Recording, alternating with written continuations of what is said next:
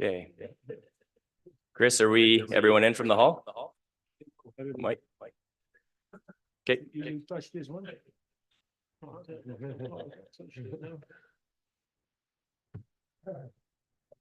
Sure you don't.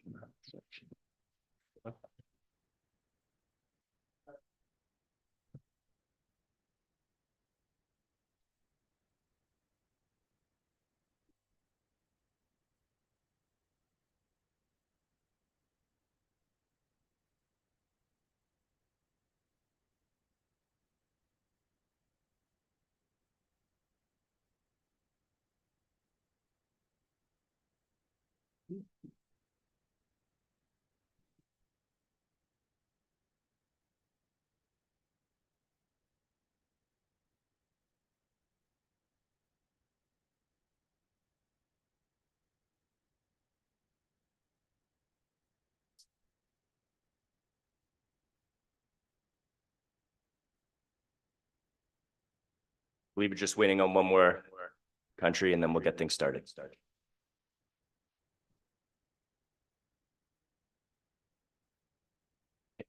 It's coming right now. Is Mike here?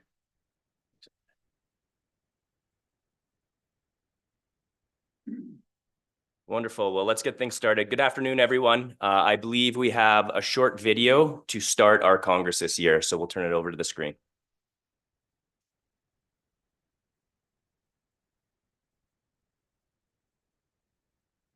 I think we've done a lot. We've achieved a lot. Still a lot of work to do. Olympic boxing is in real danger. It's currently not in the program for LA.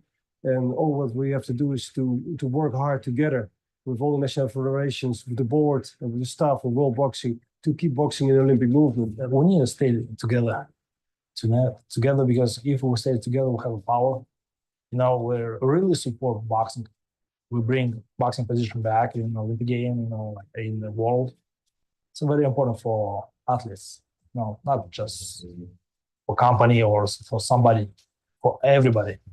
Because my point, if you want to go to Olympic Games, you need to stay with world boxing. I see young boxers training hard to achieve their ultimate goal is to represent their country in the Olympic Games. And I think that's what we have to do to keep that Olympic dream alive for every boxer in every gym in the world. It's an amazing feeling to fight at World Boxing. It feels incredible what World Boxing does for us boxers. And I don't want to be just part of the first World Championship. I want to be the first World Champion at World Boxing. And that's a great experience. You know, fighting at our first World Championship from World Boxing, and we're creating history right now. And I'm just happy I got that win. It means a lot to me. Like, basically, we part of history. We're the first youth to run the show, and it's just awesome to be part of. Really, this year after the Europeans, I didn't think there was going to be any World Championships, and I'm just happy that God's blessed me with the opportunity to come to obviously the first one. Just honestly lost for words.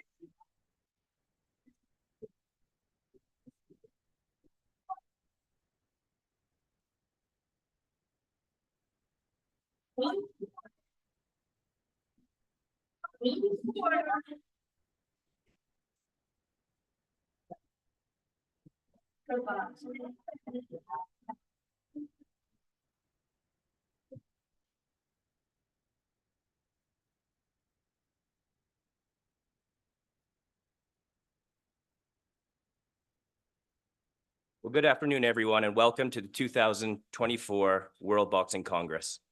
It's incredible to see so many national federations here today, both in the room and online.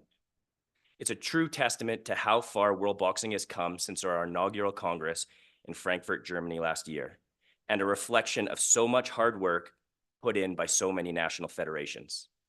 For those of you who don't know me, my name is Ryan O'Shea, and I'm fortunate to be one of the 3 vice presidents of World Boxing.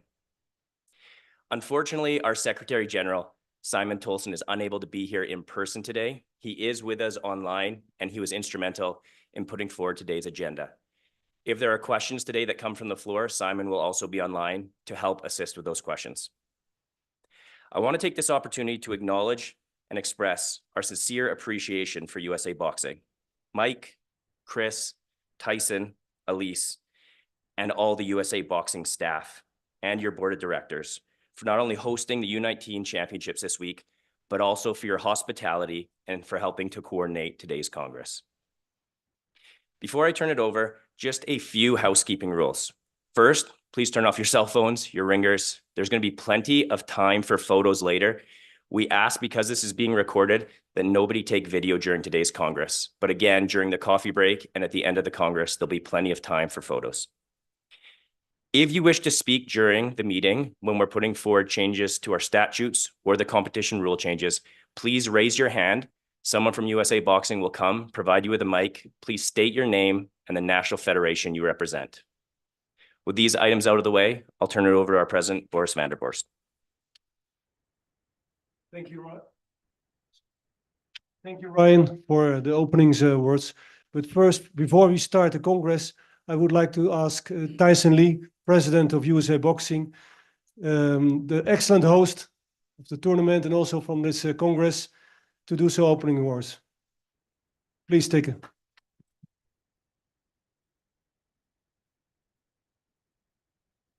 Had to make sure I could fit past this podium just then. President van der Borst, executive board members, esteemed colleagues, friends, and members of World Boxing. We've come a long way since September 22 in Armenia. And how many people were in that room that day? Armenia in September 22. We knew right then that something had to change, right? And one thing I promise you that will change, the lights won't go off for an hour before the vote today and come back on with totally different numbers. But in all seriousness, I want to welcome everyone here. I want to thank you for coming. You've come from all over the world for just a short period of time to do something that's so significant for the future of our sport.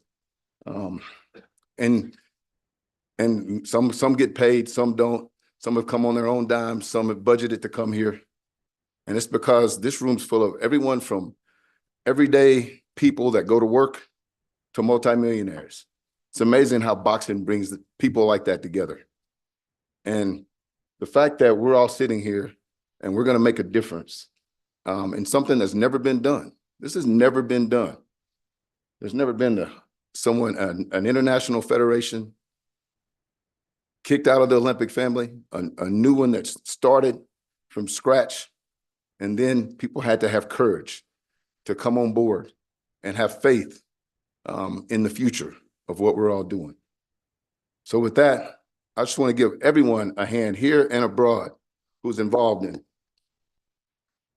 keeping the Olympic dream alive for our athletes. So we're going to embark on this journey, continue. And before it's over, we're at the precipice of really creating what we've all wanted, an environment that has good governance, one, that has fairness on the field of play, two, simple stuff, but very hard to achieve, financial transparency, and true third-party oversight. That's all we had to do. That's all the last organization had to do. For some reason, when you get people together and human interest and everything starts to change, that can very easily and very quickly go awry. So I'm very honored.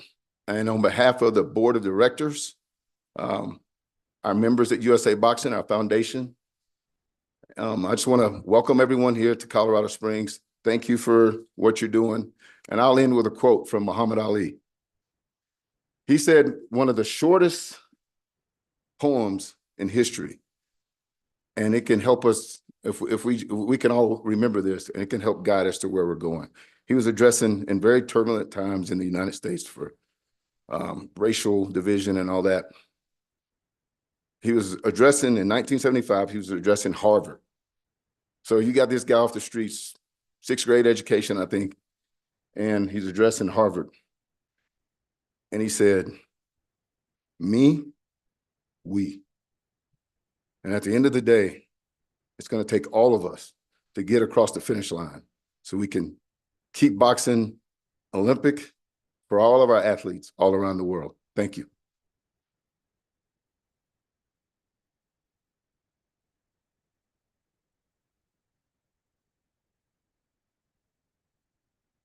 Thank you, Tyson. Thank you once again to the entire USA Boxing team for making this week such a huge success.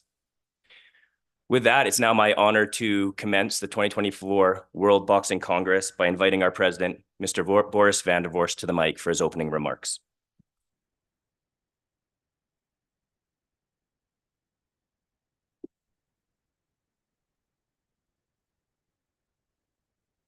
Me, we. Well said, Tyson. Yeah, dear presidents, dear secretary generals, and members of World Boxing, dear guests of the Congress, dear boxing friends, welcome to the World Boxing Congress 2024. Thank you for joining us here in Colorado, representing all corners of the world. And some of you, like the Norway delegation, traveled 25 hours. That's commitment, that's dedication. And I think it shows one team, one goal. Thank you very much for that. An applause for them. I also extend a warm welcome to those participating remotely. Boxing truly unites us all, and I know that for some countries it's pretty late now, but also that shows engagement. Thank you very much for that. Almost 1 year ago, at our inaugural Congress in Frankfurt, we led the Foundation for World Boxing with the support of 28 national federations, pioneering. I'm eternally grateful to our founding members for their bravery and resolve. But since then, our membership has doubled, more than doubled. Today, we will announce 55 members, so that's great. And I consider this as a remarkable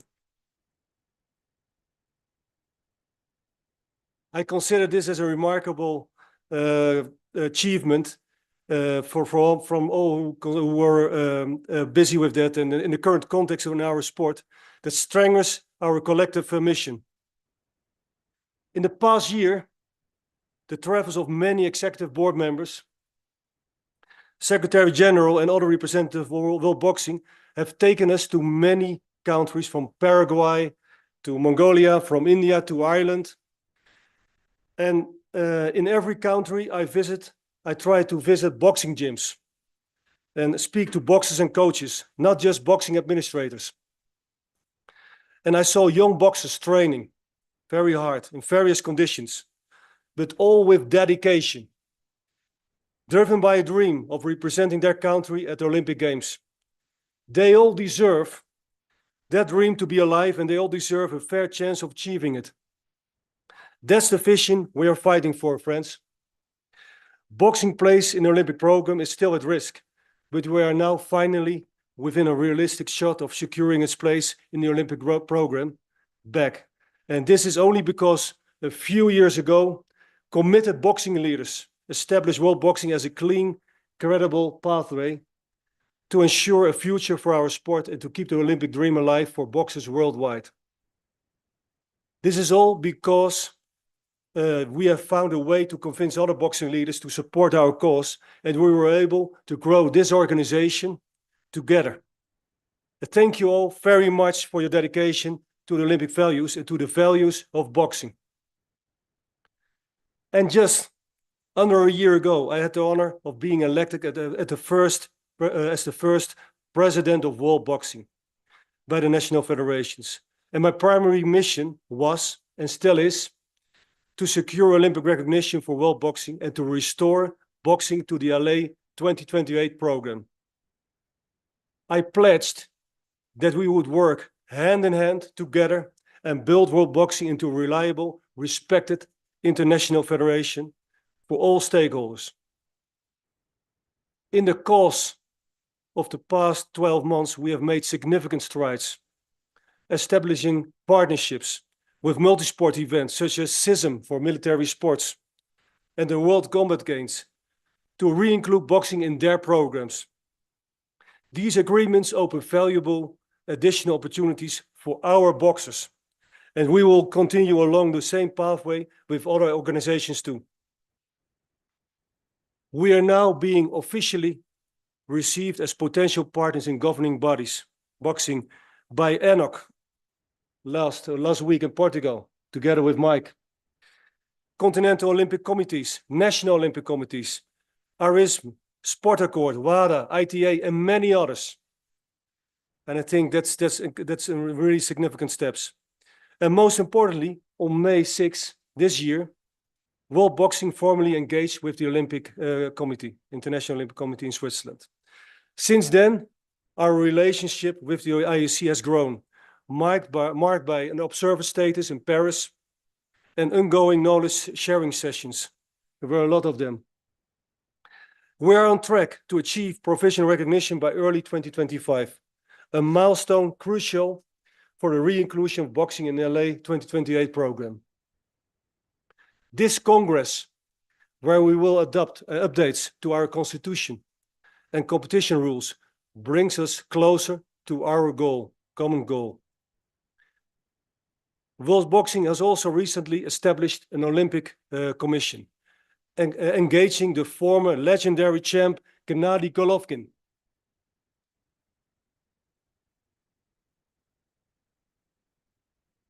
Who is with us today, and this commission is focused on funding, national federation growth, and of course, advancing our integration into Olympic movement.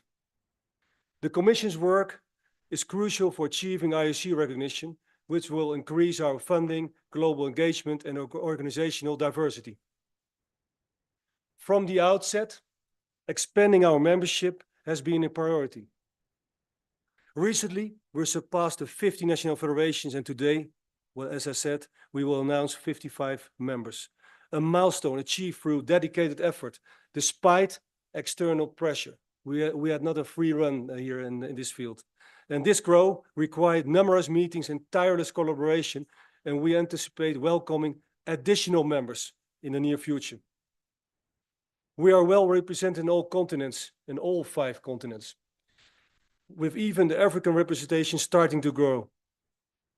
And I'm happy to welcome today also, of course, Nigeria and Algeria. We have now reached the established threshold for establishing the Continental Confederation in 4 continents.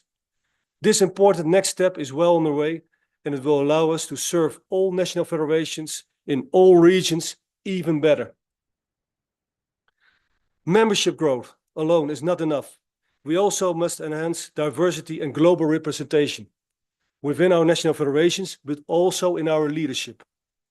We saw encouraging developments during the recent ANOC General Assembly in Portugal, where national Olympic committees from all around the world were gathered. But however, we still need your support to encourage more countries to join World Boxing. Speak with your neighbors, reach out to them, and try to, when they're on the fence, and try to bring them into World Boxing. But to showcase our progress, World Boxing must deliver high-quality international competitions with fair officiating and engaging modern technology, like we saw today with SemPower, and management. Since July 2023, events have been held in the USA, in Finland, the Czech Republic, Germany, England, Mongolia, and the Netherlands, receiving excellent feedback. We recently held our first global championships in the USA, and we have announced that our first elite world championship will be held in England in September 2025. With your help, we are creating a robust competition calendar for next year, and I encourage everyone to consider hosting events and to support the upcoming World Boxing Cup finals in Sheffield, also with RNGs and technical officials. Securing sustainable funding is essential for world boxing independence and success. We have to stand on our own feet. Working alongside the Secretary General, our marketing committee, and other stakeholders, we actively pursuing various revenue streams, including host fees, licensing, sponsorships, donations, and partnerships. These efforts are vital for building a solid financial foundation that supports our sports growth at all levels. There's much work in progress here. But our progress over the past year would not have been possible without the tireless efforts of our national federations, our board members, my colleagues here, and executive team. I extend my heartfelt thanks to our board and executive for their relentless dedication to ensuring that boxing retains its rightful place within the Olympic movement. Thank you for that.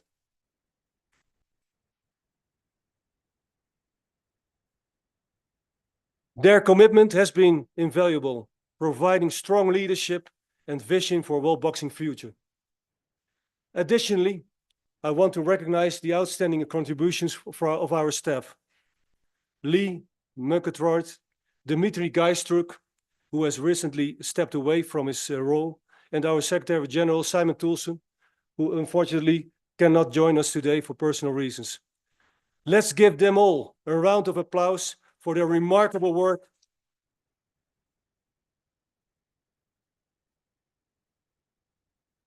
In this environment and facing immense challenges of establishing a new international federation.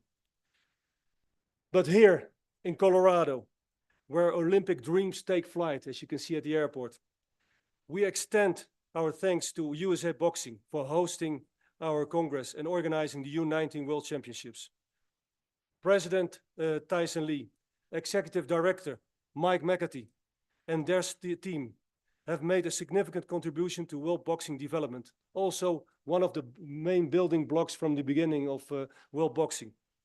And in recognition of their efforts, we are proud to present an award to Mike and Tyson, a tribute, and we hope will hold a special place in their office. Thank you for your commitment to keeping boxing Olympic. Mike and Tyson, can you come?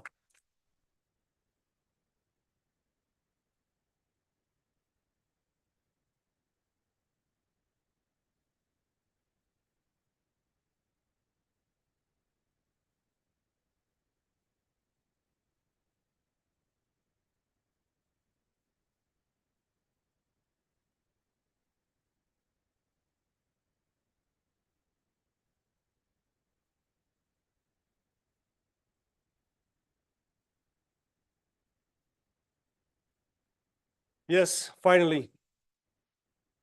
I would like to share a compliment that I received in Portugal at the ENOC General Assembly, but that is fitting for all of us. World boxing is paving the way for boxing Olympic future. Be proud. And I think that's a real great compliment that we received. And indeed, we have reason to be proud. But let's remember that there is much left to achieve. Our journey requires teamwork and coordinated effort. And I want to thank you all for your courage, countless contributions, and unwavering commitment to the Olympic movement. Together, we are building a united global boxing community with a shared Olympic mission. Towards a successful year ahead, friends, let us realize our mission together. Thank you for your attention.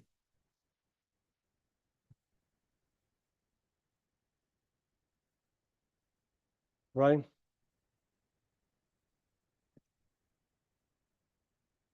Thank you, Boris. With that, I'd like to ask if we could bring Karen online. We're going to proceed with the roll call of each of the original 28 member countries. Karen's going to come online and explain how the voting is going to work and walk us through a test run. Karen? Yes, I hope you can all hear me. Yep. Okay. Yep. Wonderful. We're going to have a test question first, as you already indicated. I would like to have that on screen if possible. And I'm asking Liana to do that. Prior to that, you should all have received an email from my side. And the most important is that you can confirm to me that you indeed received that email, because you need it to be able to vote. Now, if you have received that email, you can open it and you see a very clear red line saying, please click here to join the voting. And I will ask you all to indeed click that red line and therefore be able to vote. Should any of you not have received the email, please let me know, because then we can sort it out before we do the roll call. And otherwise, you cannot join the voting. Okay, I will open voting now, which means that you will see the question not only on screen, but you will also see it on your telephone or your tablet, whatever you're using to vote. And please click the answer that you, in this case, think is the correct answer. No penalty if you have it wrong. And as you see at the bottom on the right-hand side, you will see the number of votes counting, and this number includes the vote weight. So we should be reaching, let me double check that, a total vote weight of, I think, is 68. So may I ask you all to cast your votes? We're on 49. Is there anyone who has not received the invitation email? Is there anyone who has a problem voting? So far, I hear no comments. So as the majority of you already understood, you click the answer.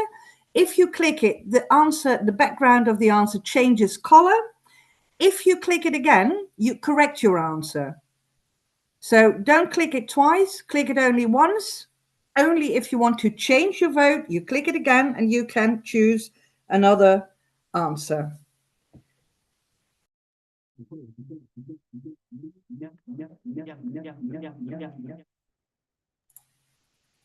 I hope you can all hear me again. Systems.nl. So please check your email for email.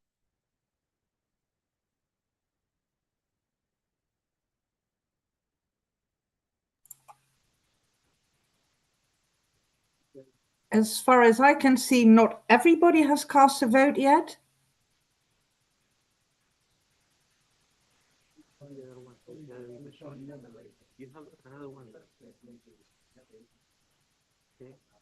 Okay, we're on 60. A few more to go, please.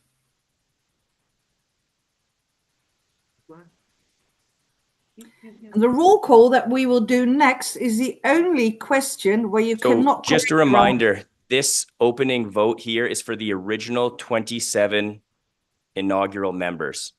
And it's still weighted until we change that in our statutes later in the Congress, which is why you're seeing 63. Lastly, if everyone could just turn off their mics and their speakers, it might be creating some of the feedback that we're getting.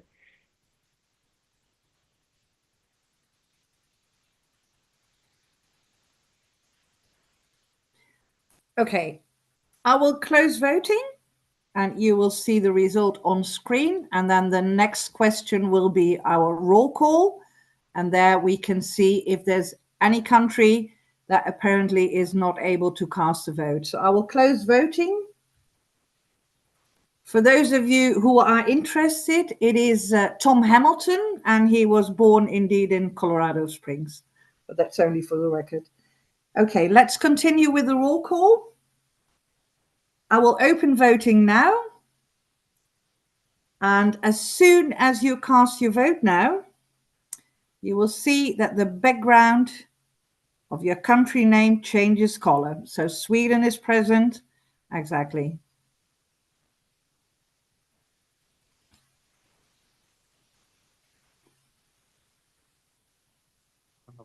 Yes.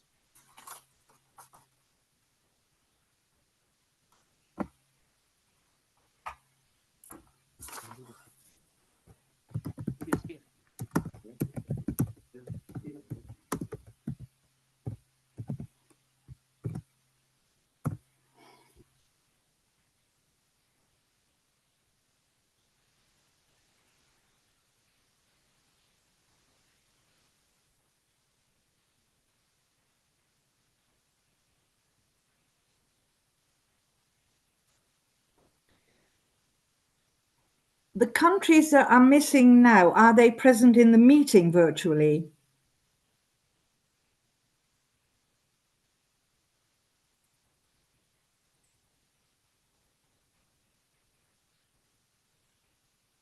If Panama, French Polynesia, US Virgin Islands, or Tuvalu are online, or Mongolia, please enter your vote now.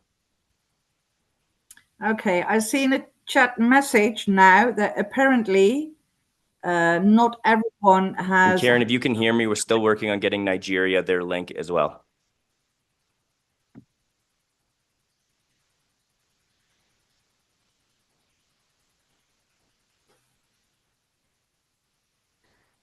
Okay, if some of the countries that have not voted yet have not received the invitation mail, I have to sort that out first, and then we can do the roll call again.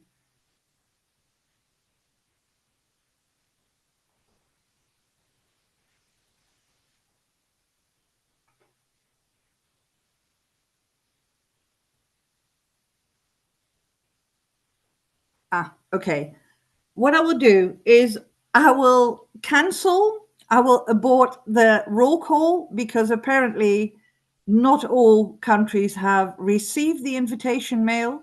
And then we can do it again at a later point before we have the first official question. Would that be an idea?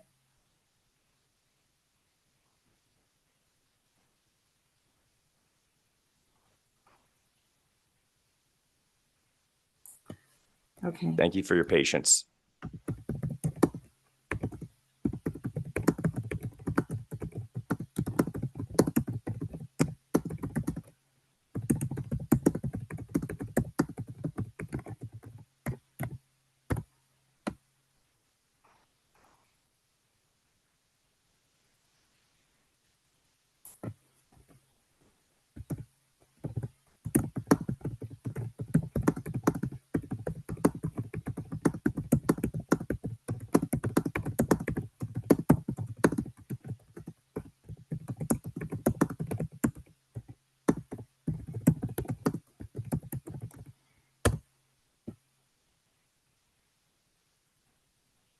She is resolving the issue with the invitations right now for those that need them.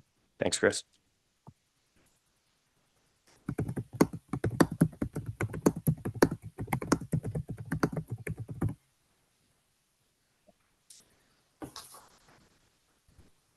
I'm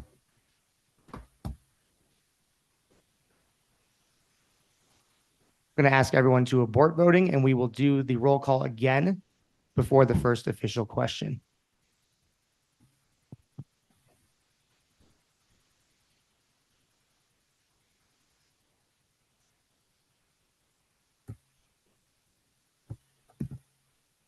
Okay, it looks like the roll call has been reset. I would ask everyone to go back to the link that was sent in their email and please enter their vote.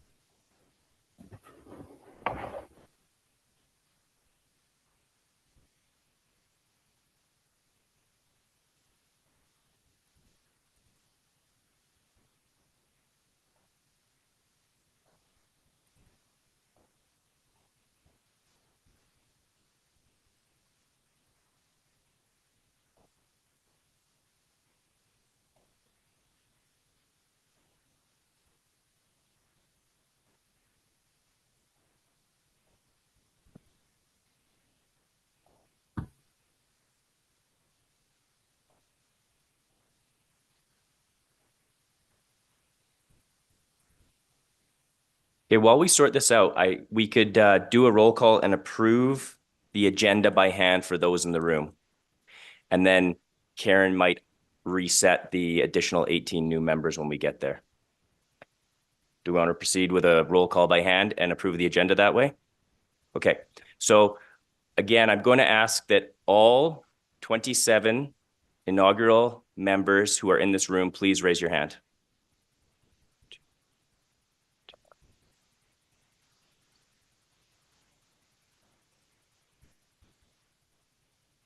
Thank you very much. And with that, while Karen's working on that, we will move on to the agenda. The World Congress agenda was circulated to national federations and posted online with 30 days notice. The executive board has put forth a motion to approve the agenda. I'd ask at this point that you all raise your hands in favor of approving today's agenda. Please raise your hands.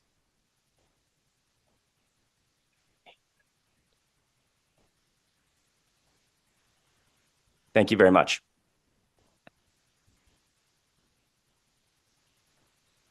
And lastly, before we vote on the new members, I'd like to let everyone know that the minutes from the inaugural World Congress last year in Frankfurt, Germany, were circulated to the national federations and posted to our website 30 days in advance. The board has put forward a motion to approve these. I'll ask the floor if there's any errors or omissions that would like to be brought forth at this time. Seeing none, again, I'll call the question. All national federations in attendance, please raise your hand to approve last year's Congress minutes.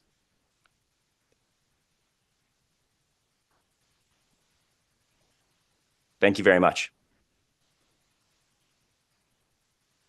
Okay, so we're going to start this again with Karen. I hope she's got it reset. So at the close of our 2023 Congress, World Boxing had 28 member countries.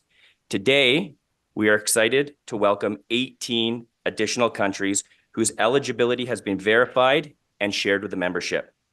I will now read the list of these new countries out loud, and then we'll proceed to vote on approving them as members of World Boxing. The new countries who have applied and been verified by the World Boxing Board include India, Dominica, Barbados, Singapore, Bermuda, Cayman Islands, Italy, Korea, Bhutan, Chinese Taipei, Pakistan, Fiji, Ecuador, Japan, Belgium, Lithuania, and Malagasy. Those are the 18 new countries we'll be voting on today for World Boxing membership. The motion for approval has been put forward by the World Boxing Executive Board. Please raise your hand if you're in favor of approving these 18 new members. 2, 3.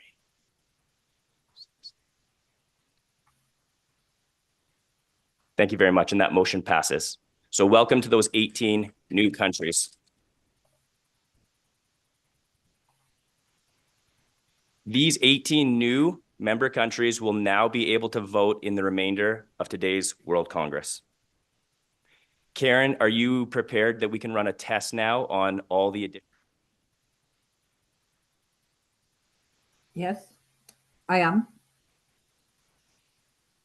A vote is open now.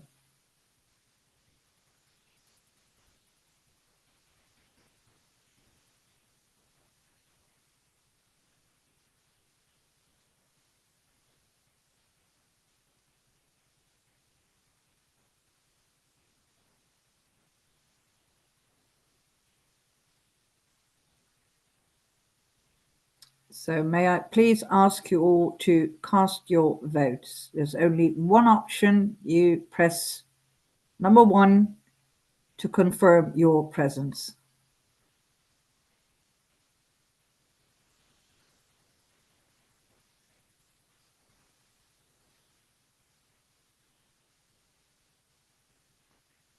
And the invitation has been sent again to Nigeria. So Nigeria too should be able to vote now.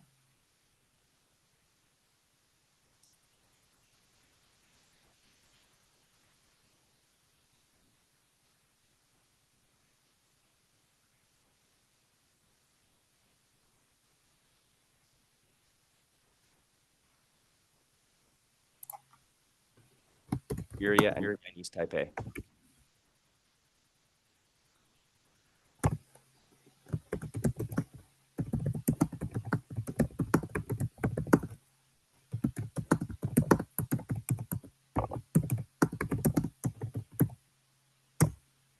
Okay, that's Cayman Islands. So there's a few still missing that have been invited to vote, and maybe they should check their spam folder.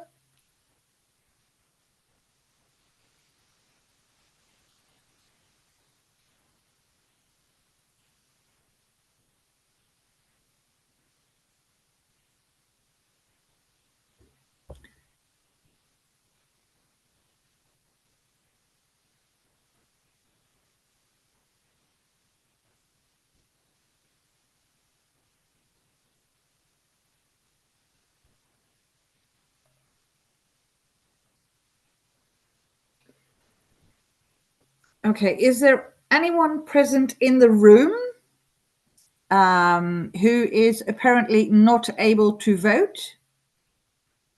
Or is it only the people that joined the Congress online that apparently have not received the invitation? And in the room, I'm seeing Nigeria, Chinese Taipei, and Barbados.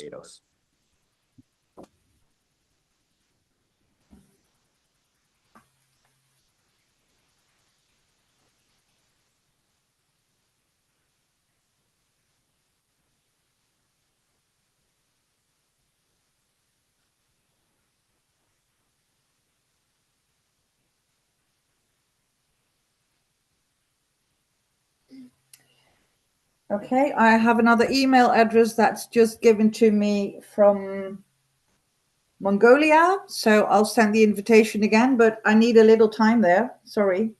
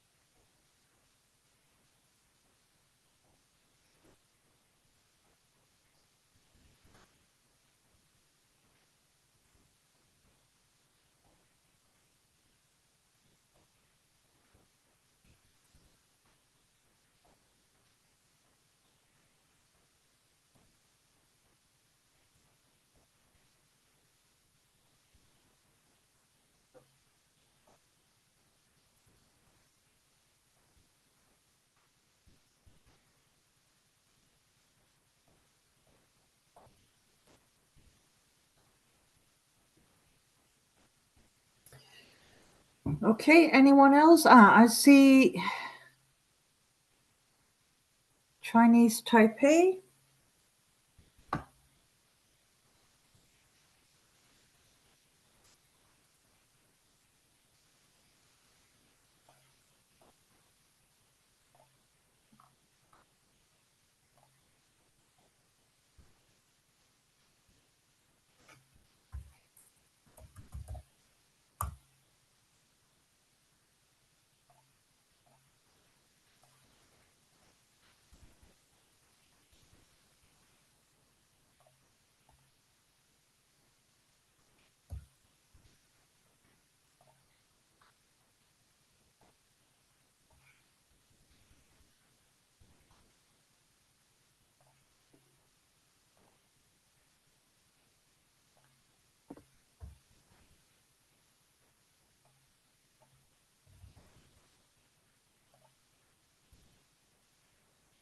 Oops.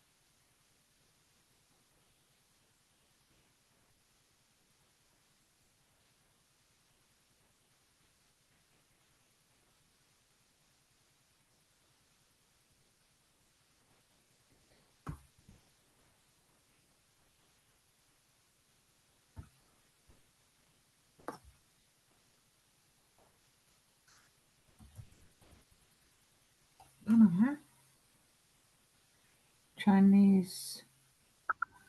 Peru. Come on, tot. Fiji. Bhutan heb ik gedaan. Barbados.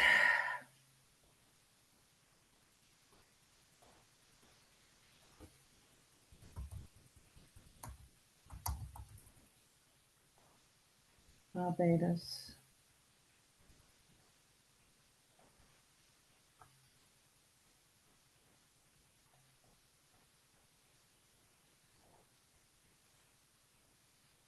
Barbados. Richard Atlam.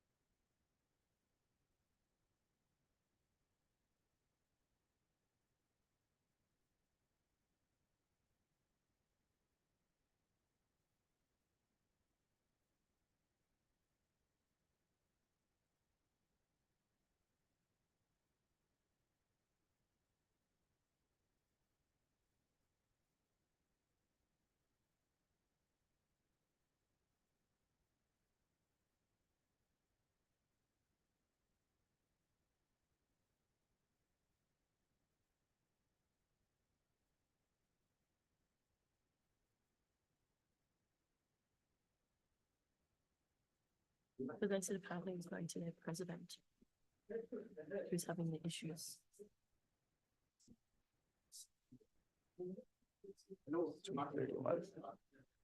Or you want to pass motions?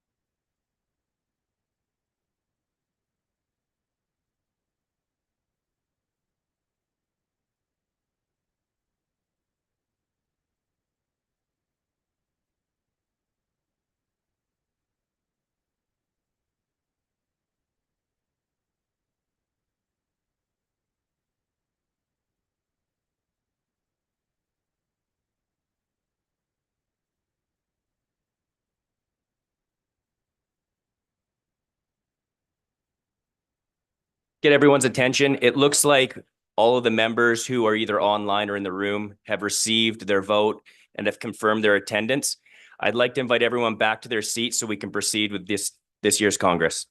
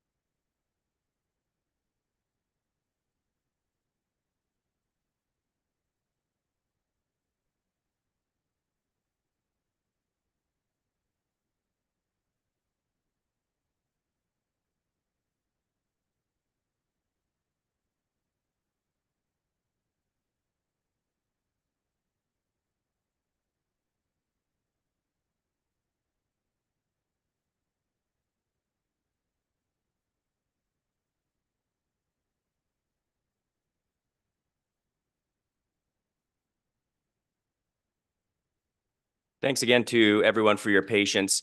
It looks like we had a few national federations with multiple emails or incorrect emails, and I believe we've got that all sorted now.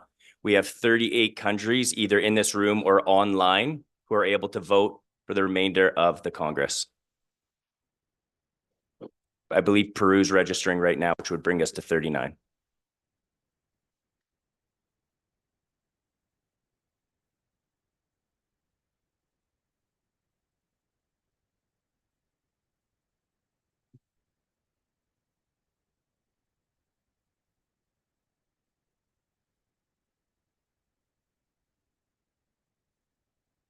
There we go. Okay, thanks again, everyone, for your patience. So we're going to move on to agenda item number 7. Okay, so I've been told we want to retry this test question one more time. So everyone, please go to the link you've been sent. If you're here in the room or online, please open up the link that was sent and we will re-register our votes to confirm quorum.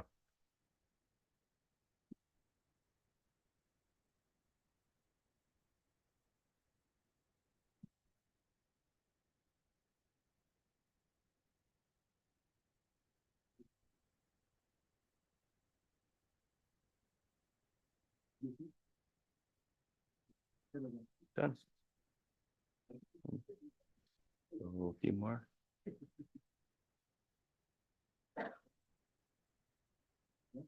Six.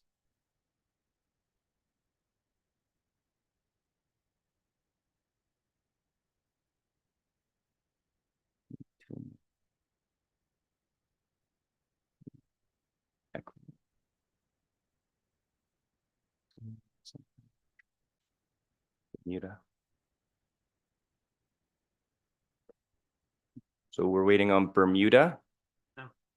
Oh, there we go. We're at 39. Okay. So we're all good to go for the rest of this Congress. Thank you so much. So we move on to the motions and the approval for statute changes.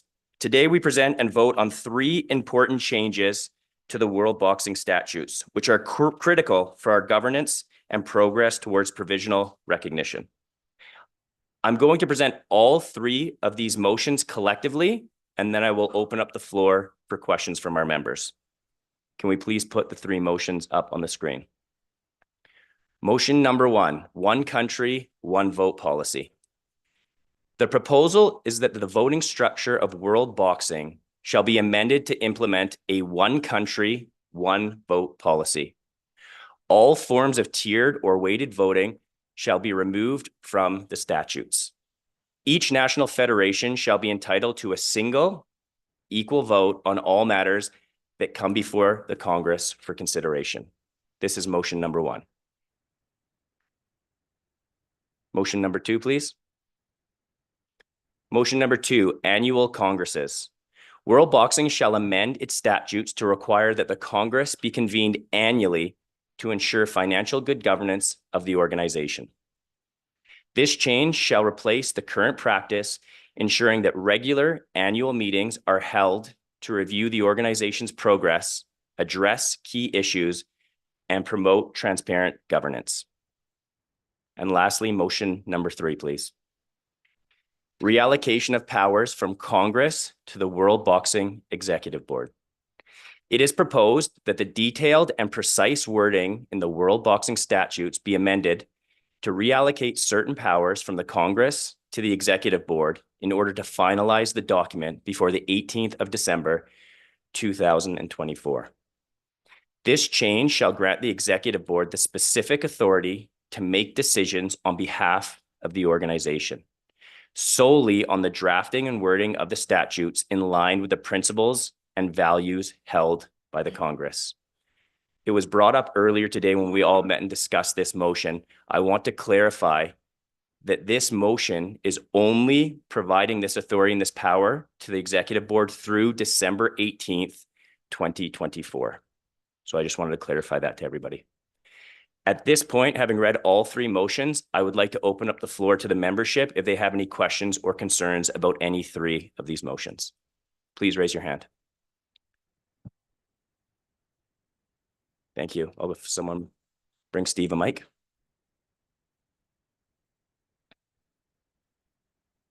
Please introduce yourself and state your national federation. Steve Hartley, Boxing New Zealand. Just very quickly, in light of the nature of those motions, I would just like to reiterate to the board the need for transparency, honesty, and integrity. The IBA failed in these areas, and we know what happened there. We must not go there. So once more, I task the board of World Boxing to keep these values and ensure they're upheld now and in the future. Thank you. Thank you very much, Steve. Are there any other national federations who would like to speak to these 3 motions? Jason?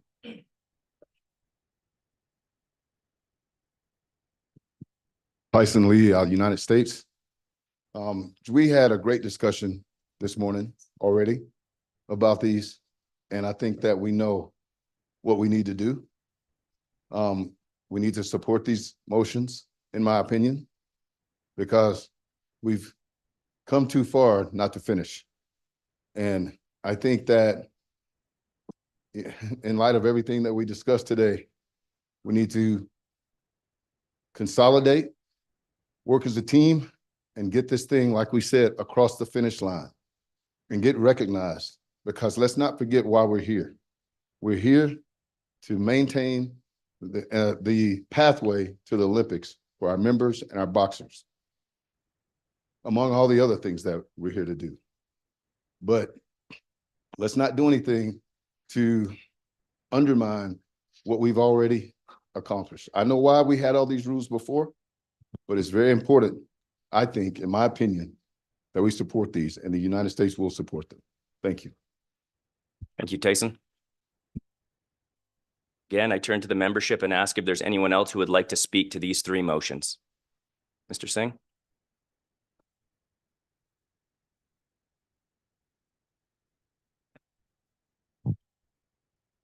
I'm Ajay Singh from the Boxing Federation of India. On behalf of the tens of thousands of boxers of India, we support these 3 motions. Olympics is a dream for boxers all over our country, and it is their way to show that they are worth something in life. And there is nothing more important for them than to represent India and to represent India in the Olympics. So on behalf of all of them and on behalf of the 1.4 billion people of India, we support the motions. Thank you.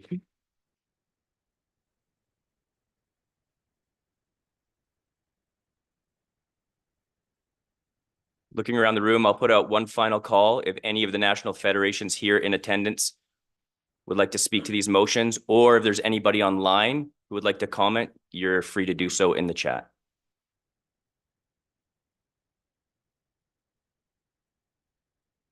Seeing no additional questions, we'll proceed to the vote. I would like to remind everyone that we are voting on eliminating the weighted voting structure. However, at this exact moment, that weighted voting structure still is in place.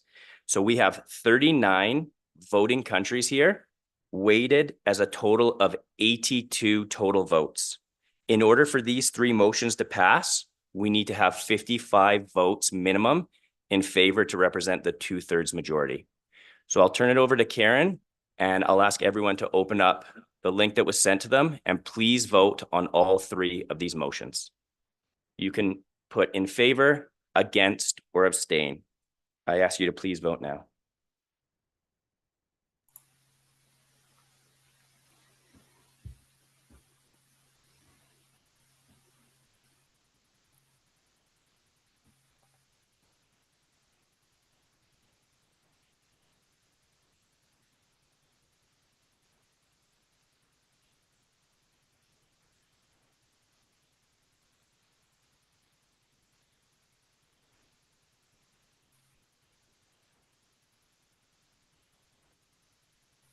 Okay, voting is complete, so I will close voting.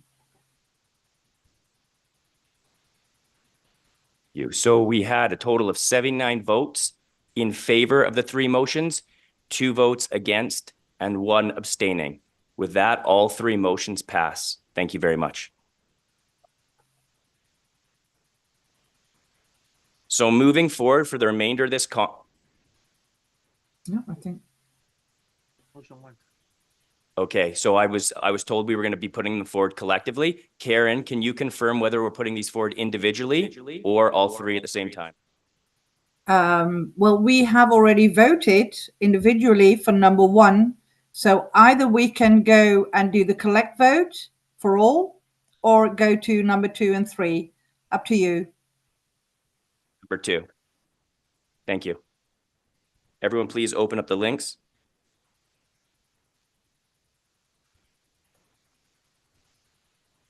So we go for all in one, correct?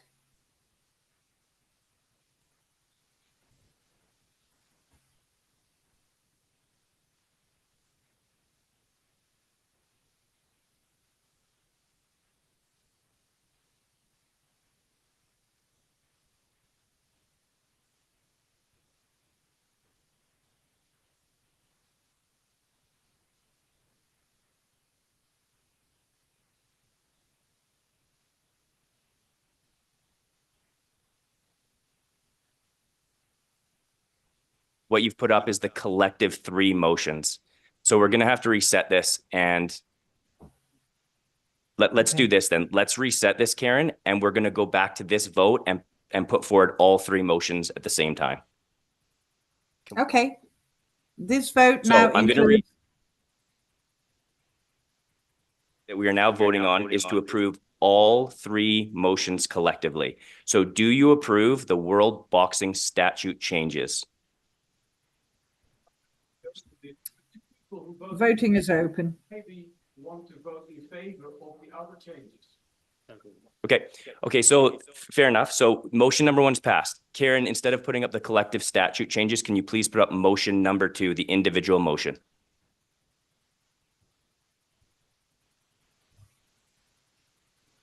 Read out loud. Do you agree on motion 2? Please enter your vote now.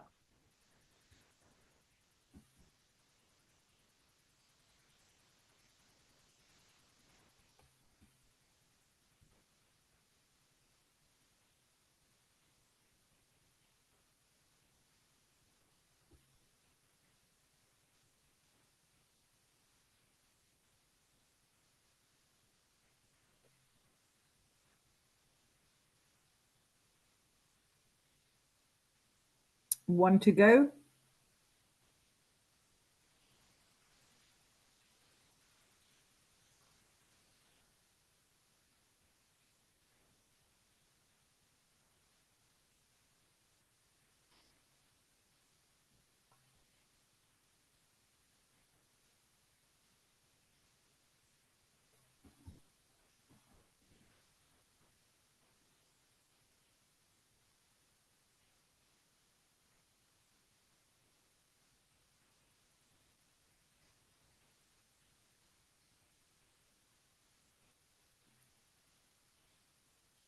Do you want me to close voting or do we wait for the final vote?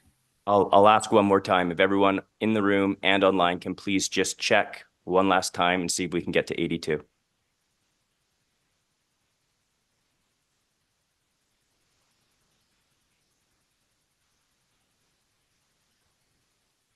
Please close out the voting. Motion number 2, we had 81 votes in favor, 0 against, and 0 abstaining. Motion number 2 passes. Thank you.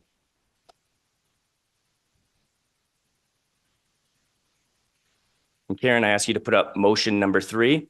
So motion number 3 is the reallocation of power from Congress to the World Boxing Executive Board. I ask everyone to please open up the link that's been sent to them and cast your vote in favor, against, or to abstain.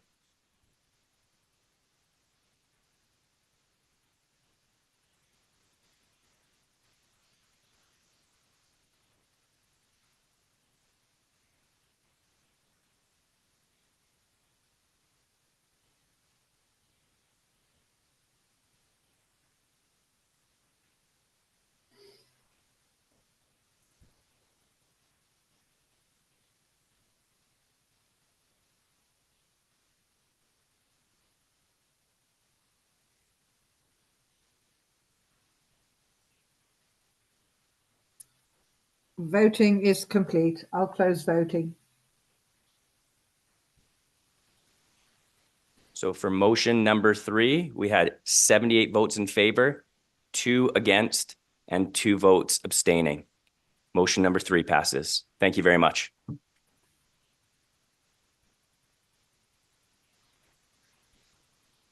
Next slide, please. So I know we just had a little bit of a break. At this point, we'll take a very short 10-minute coffee break and we'll reconvene with the presentations of committee reports. 10 minutes. Thank you very much.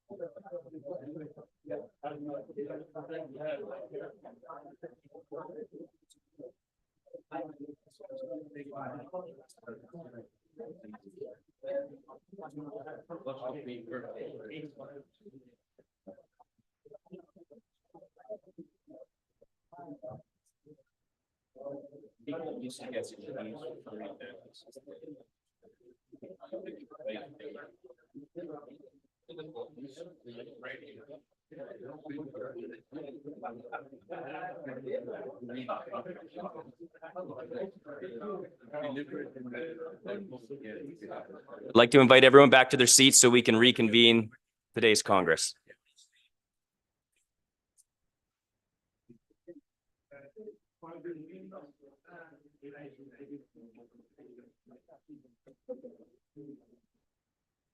Thank you once again to all the national federations for passing those three critically important motions. It's very much appreciated. We now move on to the second half of today's Congress, and we have 4 committee reports that will be presented by the chairs of each of the committees. We'd like to start with our Secretary General, Simon Toulson, who, as I mentioned, unfortunately couldn't make it. He is online and he will be presenting his report to us now.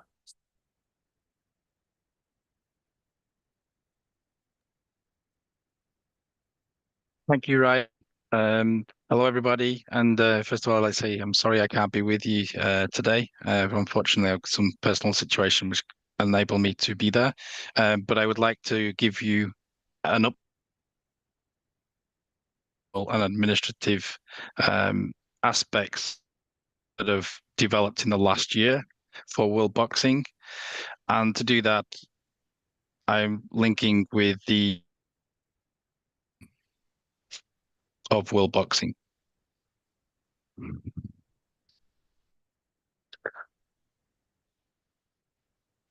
Okay, there are 5 pillars to these. I'd just like to go through these pillars to give you an understanding of what has been achieved in the last year, and also what is likely to be done going forward and where we need to get to be comfortable in getting towards LA.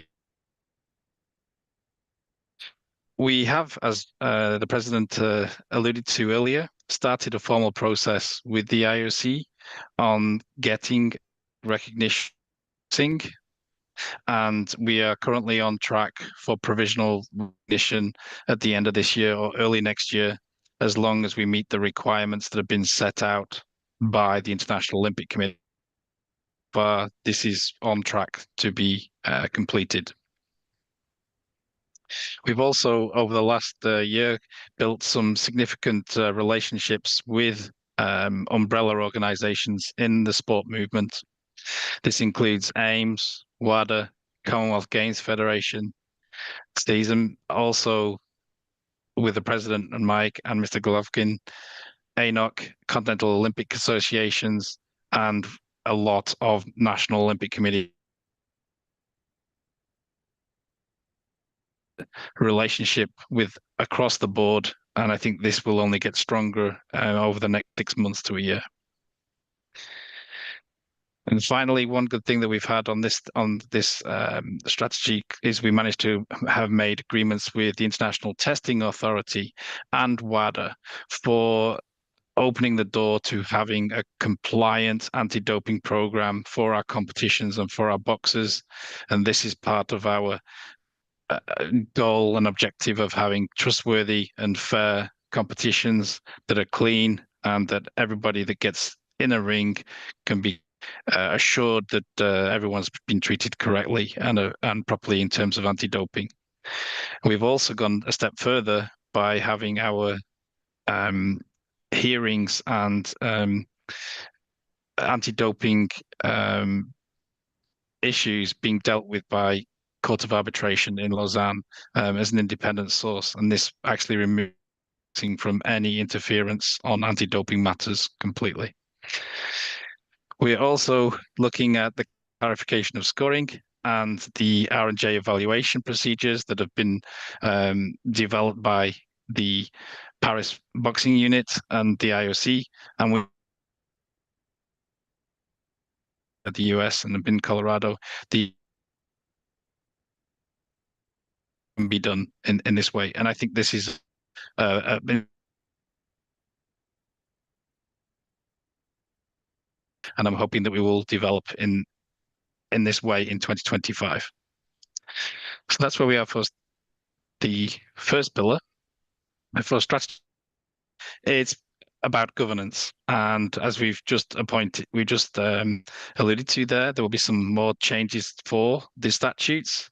And these are refinement as we are developing as an international federation. Doping and the ethics chief and the whistleblower and appeals processes inside world boxing and are working correctly. And I think this is a way of ensuring that our organization continues to be at the forefront of caring and putting the boxers first. We have improved the development of the board, committees and commissions. As you've heard, we've now got the Olympic Commission on board. All committees and commissions are up and running, including the commissions. And also we will be now looking for interim representatives to add to the board. And next year, election for the athletes to take their place on the board and to start their committee as well properly with an elected body. So this is all to come in 2025. We would like to continue our meetings with federations and also to continue to understand, can develop it and how we can move to a place where we are the service provider to you as a body. And this is important for going forward, and we'll continue to do that. Moving on to the third pillar.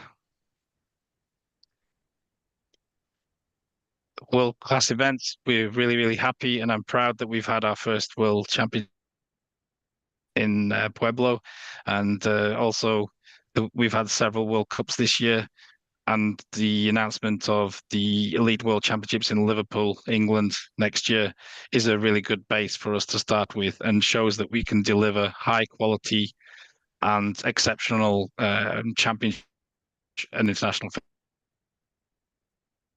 start. We have a lot to do in this area though. We need a transparent bidding, need more bids to come in and more hosts to come and operate these. Obviously, as our membership grows, this means that we'll get potentially more bids coming to World Boxing. And to do that, we also need operating manuals to standardize and to make sure that all events that they can feel and management inside those events safely. This is something that we will undertake with our committees in 2025 going forwards. One area we haven't touched on really is really the development plans for countries and boxers, and this is basically a resource limitation, but it's one of our goals in our strategic plan, and I hope that we can start rolling this out at the beginning of 2025. So please bear with us with this one, but we understand from you and as a lot of the national federations, really important, and that comes also to the coaches and R&J and technical official education, which we'll also roll out starting in 2025. And so we hope that you can see that we will be looking to develop the sport so that in your area we can provide more assistance. As I alluded to before, we have already 4 athlete members. You are more than welcome to recommend additional boxers that might want to play a role to be ambassadors for World Boxing, and we expect athlete elections at the World Championships in Liverpool in 2025 to be completely transparent and democratic. So quite a lot to do there. So Fourth pillar is about increasing media exposure of boxing, and we do believe that this is an area that has been neglected for a considerable amount of time. We've done really well. The U19 World Championships has attracted a lot of digital media attention, and we've constantly been growing this. We initiated World Boxing. I'm hoping that in 2025, with the appointment of Liverpool for the Elite World place, and the goal is exposure. And so hopefully that the commitment to national broadcasters in this area is important in terms of getting a large audience that we can use to expand our brand. Social media and our press are working really well. We have a good relationship, and thank you to Lee Murgatroyd for his help and the team in the US as well that are on social media. There's a lot to do in this area, but we're definitely in the social media and doing quite well in terms of development and attention to the sport. At Excel Sports, we're always looking for new sports presentation and new technologies, and as we've seen about artificial intelligence, there's also esport and development in this area. As you know, the IOC is hosting an esport games next year. We are hoping to develop some kind of format to present there or even compete there. But all this is set to be launched. So as you can see, a lot of work to be done. And I think it's really exciting in this area that we can develop with showcasing our different areas rather than just in the ring. And finally, the last pillar is the financial stability and sustainability. And most of the speeches already today have been talking about this. We need to diversify our assets and have a standalone financial risk all the way up to Los Angeles. And base and foundation is critical for us to continue to ensure that we can deliver all the services that we've just outlined. Here on the screen, you'll see there's the list of potential revenue streams that we're looking at. We've also developed a marketing information, and we've also been talking to the largest sporting agencies in the world. And I'm hoping that we will be able to announce in the near future several investment and sponsors that are in the pipeline right now. However, agreements do take several months, if not a year or two, because it's so complicated to get these contracts in place, especially as a new organization with very little resources behind it in terms of previous competitions and data that these companies demand from us. But I'm confident that in the coming months we will be announcing sponsors and investment proposals that are being talked about right now. That basically brings me to the last point, which is the sustainability model. We don't have that right now, and that's something that in 2025 we'll be looking to deliver as and hosts to ensure that we produce a sustainable pathway for all boxers for the long term in the future. Basically, that's just a summary of the administration and the operational aspects of World Boxing. I'm open to any. Thank you.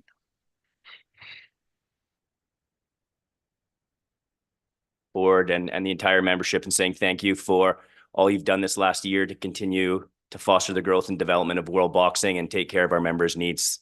We look forward to seeing you again in person real soon. Thank you, Simon. At this point, I'd like to turn it over to the members if there's any questions from any of the national federations about Simon's 5 pillars and his report.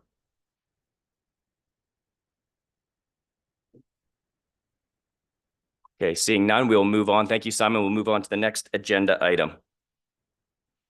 At this point in the meeting, we are going to have a report from the Sport and Competition Committee Chair. I'd like to not only invite Hernan Salvo up to the mic, but also I'd like to give him a round of applause and thank him for the management of the field of play in this year's U19 World Championships.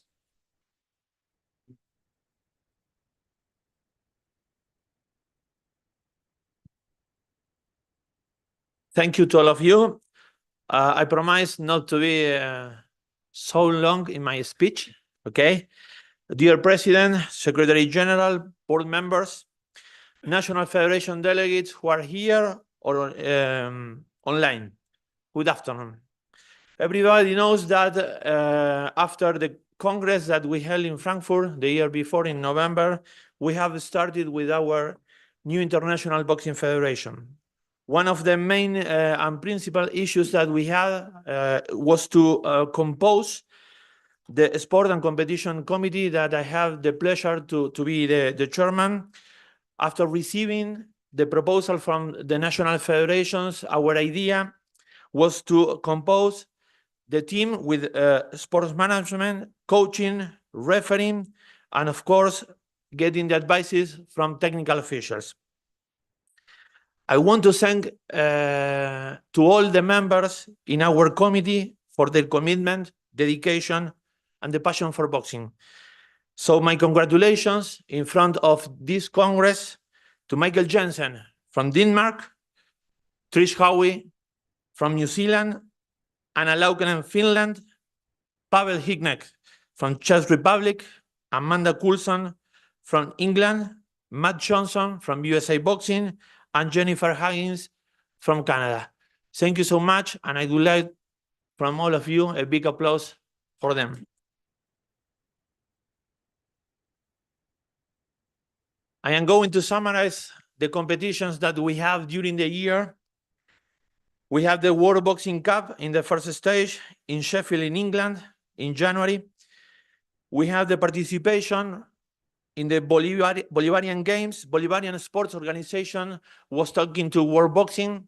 It's a regional organization in the Americas, and it was the first multiple sport event around the world run by World Boxing. We had a serious difficulty. The competition was held in Bolivia, and unfortunately, because of politics, we didn't have the support of the national federation in that country. So I want to thank you so much to Marcos, the president of the Brazilian Boxing Confederation, because he sent a technical official to operate the system, and also he sent their own system for the competition. So the success of the competition was from the officials and from the Brazilian Boxing Confederation. To continue with the year, we have the World Boxing Cup, second stage here in USA, in Pueblo. We have the creation of the coaches and technical commissions chaired by Anna Laukkanen and Amanda Coulson.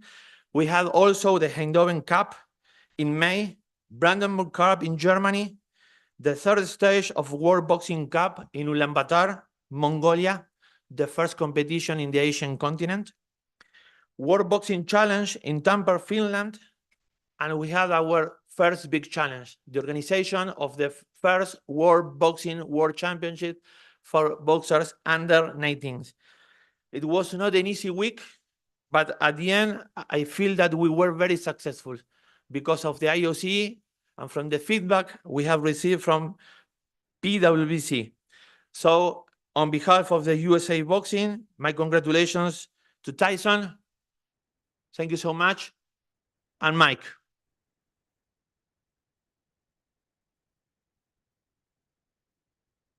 We have also the last competition this year, the World Boxing Cup Finals in Sheffield at the end of November. And I want to highlight something that it was really important, that it was looking for the place to organize the 2025 World Boxing Championship for elite men and women that will be done in the city of Liverpool, England, September the 1st to 15th. So my congratulations. Thank you so much for the support to England Boxing and Matt Holt. Some issues, of course, and discussion points to be highlighted since the Congress in Germany. The approval of the competition rules, final approval, certification courses for technical officials, certification transfer processes for the technical officials, the World Boxing Challenge event regulations, certification processes for R&Js of unofficials, where we have received over 600 registrations from around all the world.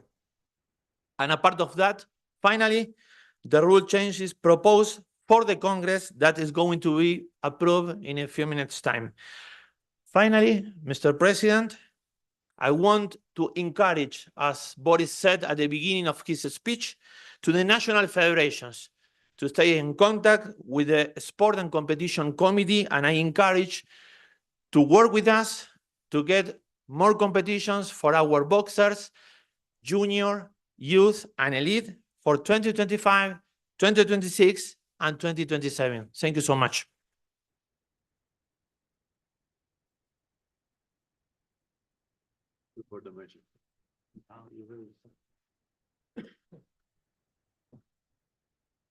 Thank you for your report, Hernan. I'll turn it over to the membership. If there are any questions for Hernan and the Sports and Competition Committee, please raise your hand.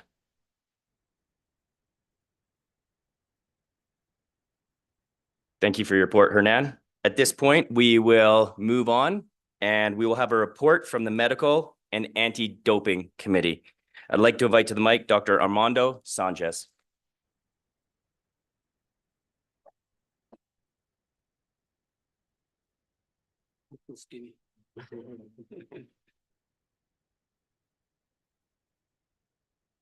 Thank you, Ryan. Mr. President, distinguished members of the Executive Board, ladies and gentlemen, my name is Armando Sanchez. I've been a ringside physician for the past 30 years.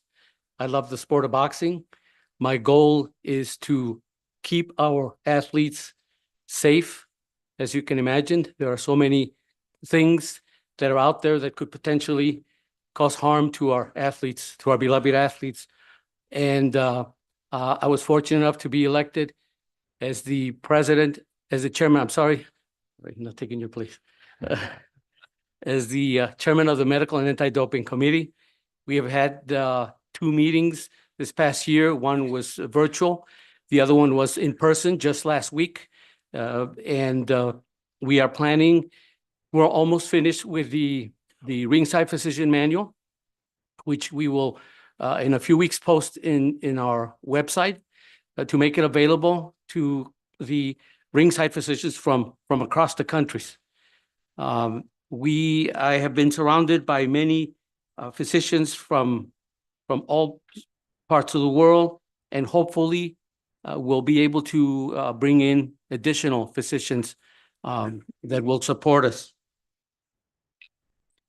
During our meeting, we discussed the potential of training physicians and creating a certification process so that we can make sure that the ringside physicians working the bouts in all these different events that are coming up are of the utmost experience in ringside medicine. So I'm looking forward to continuing this. And if you have any questions, I can answer them. Otherwise, I thank you for your confidence and look forward to continue working with everybody. Thank you.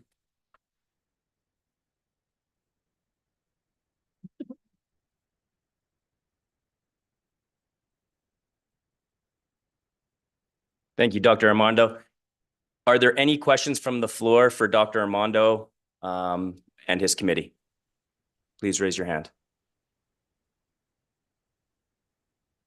Thank you again. At this point, we will move on to our final committee report. Unfortunately, the chair of our Finance and Audit Committee is unable to be here in person. However, she is joining us online. I'd like to invite Julia Felton to the mic or online, and she will be presenting the 2024 financial report as well as the 2025 budget. Julie, are you there? Yes, thank you, Ryan. Let me see. I'll talk first and then we'll put up the slides. Good afternoon, everyone. I'm here to present the World Boxing finances. Building an international federation from scratch is a difficult task, and financing the organisation is at the core of the activities. Finance continues to be an urgent and pressing issue. However, so far we have managed well with limited budgets available. This is something that we will work more on during 2025. I firmly believe we will attract more sponsors and partners once the IOC announces that World Boxing has preliminary recognition as the international body for boxing, which will give us more credibility and assurance to potential partners. World Boxing needs to be financially independent and have sources of diverse income to have a solid foundation. However, it is important that everyone understands that once we are granted the recognition by the IOC, they will not just provide us with a large sum of money, but World Boxing will need to develop projects to apply for grant money from the IOC. Two key projects going forward that require funding are developing and recruiting a professional administration department to ensure World Boxing can operate the organisation, including managing finances, develop policies and procedures, and run our events. The second one is developing and recruiting a sports department to ensure World Boxing gets traction in building a calendar of events, has professional personnel to oversee major events delivered to the right quality.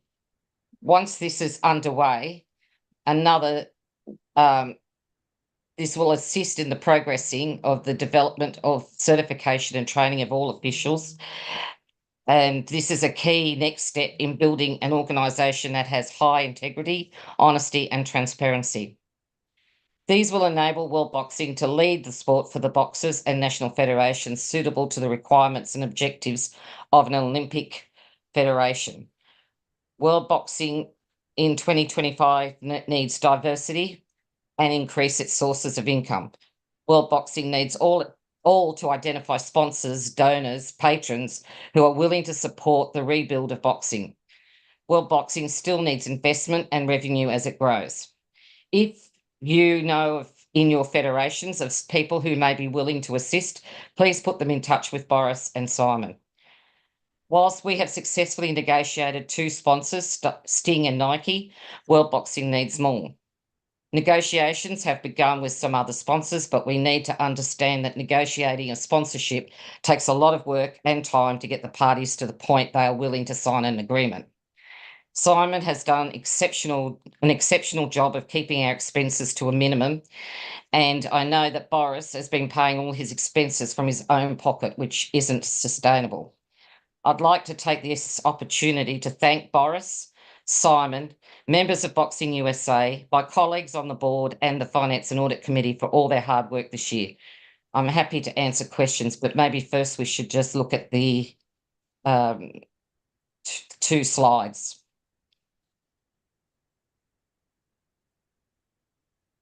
As you can see here, we have run an extremely lean operation for 2024. The focus has been on membership recruitment.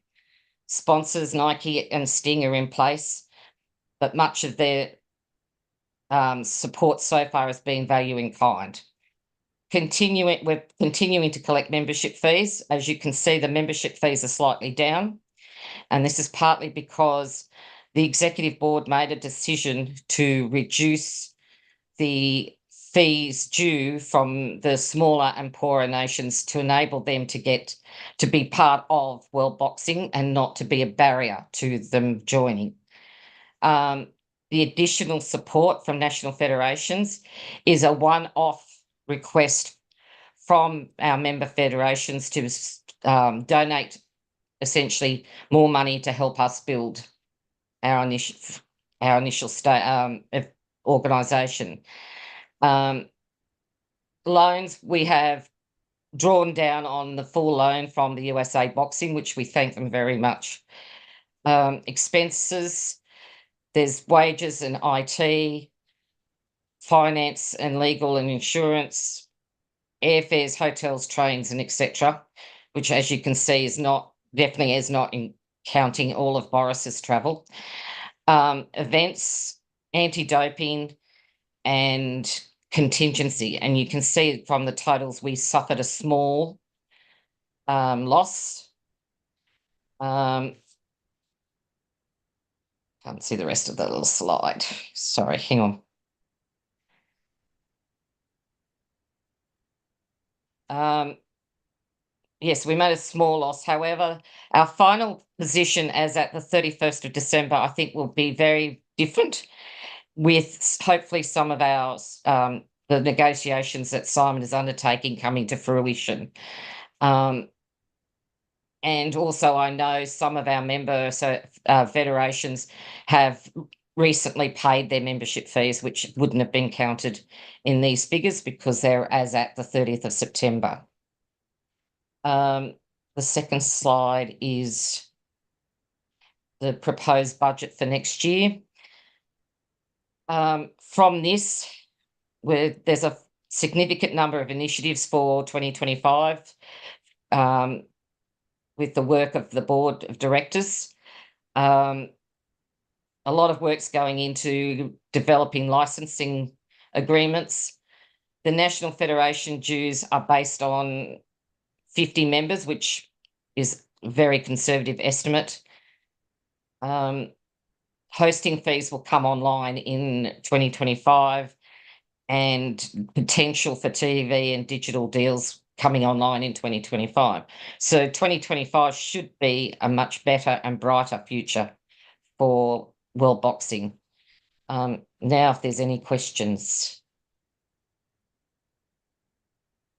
You and the Finance and Audit Committee and getting things started. It's never easy with a new federation working on limited resources. So I want to thank you and your entire committee for all you've done this past year.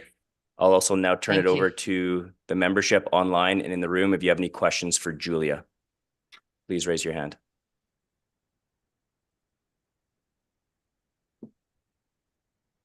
Seeing none, we will now turn to vote on receive. Oh, we do have one question.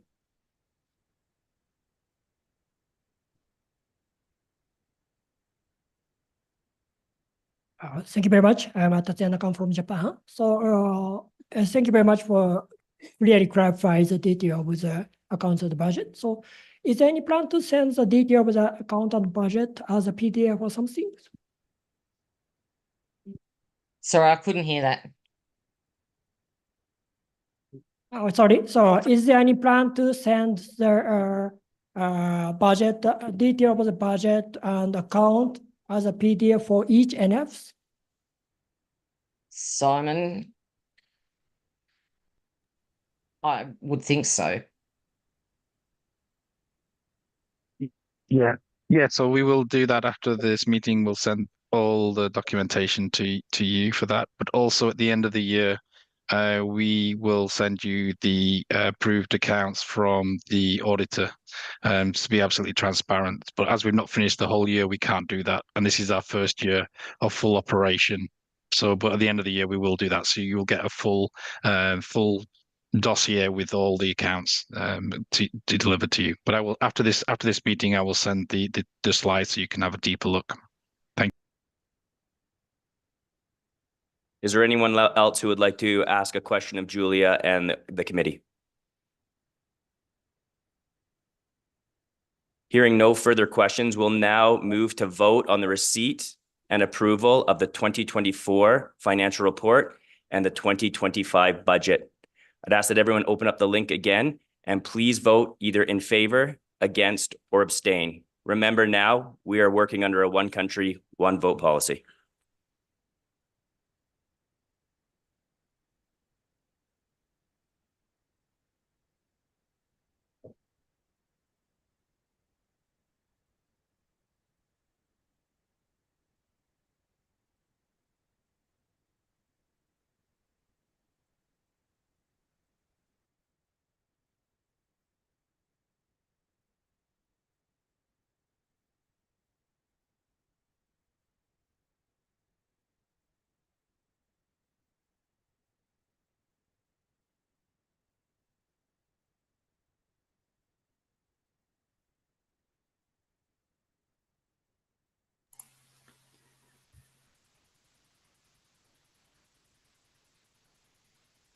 We should still be 39. So there are a few countries that have to cast their votes.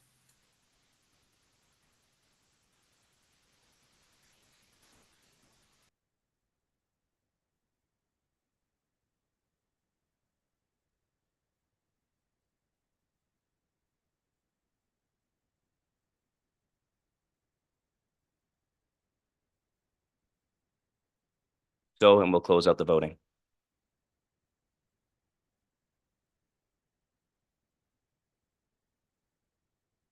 Thank you. So we had 70, well, it's still weighted, actually, Karen. It shouldn't be weighted, but we see that there's 100% in favor. So moving forward with the remaining votes, we need to make sure they're not weighted anymore. It's one country, one vote. But this passed with 100%. Okay, thank you very much. The next item on the agenda is the approval of the financial auditors for 2025. The board and the Finance and Audit Committee propose retaining Fedorov SA of Switzerland as the auditors for World Boxing for the 2025 fiscal year. Are there any questions? Seeing none, we'll open up the voting.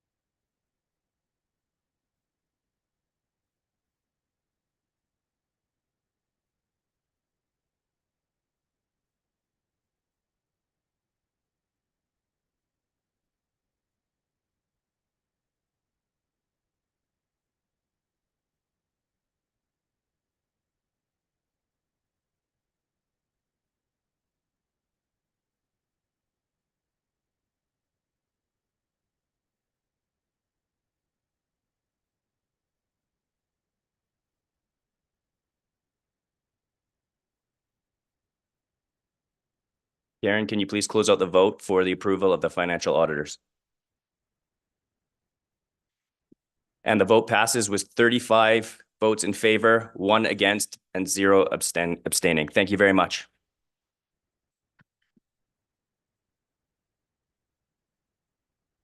Okay, we now move on to a very exciting part of this year's Congress: discussion and approval of 5 critically important competition rule changes. Here's how we're going to proceed. I'm going to read all 5 proposed competition rule changes out loud. I'm going to invite Matt Johnson from USA to come up to the mic and provide some rationale on those changes, as well as to address any of the questions that the members might have.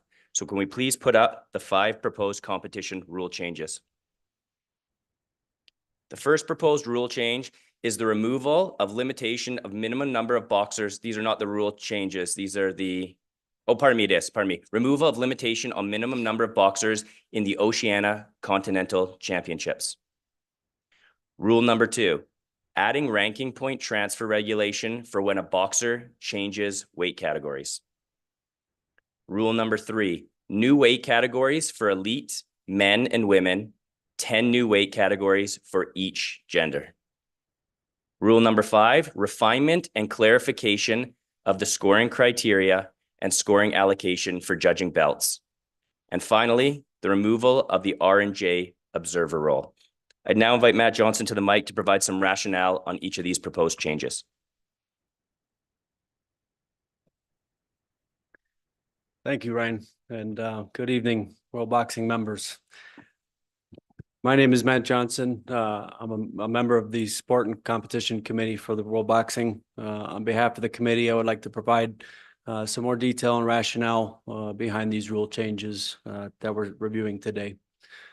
The first rule change of the removal of limitation on a minimum number of boxers in confederation championships is fairly simple. We cannot penalize boxers for a lack of registration at tournaments. We need to provide fair opportunity for all boxers to be able to earn ranking points and for the weight category to be considered valid in their confederation championships.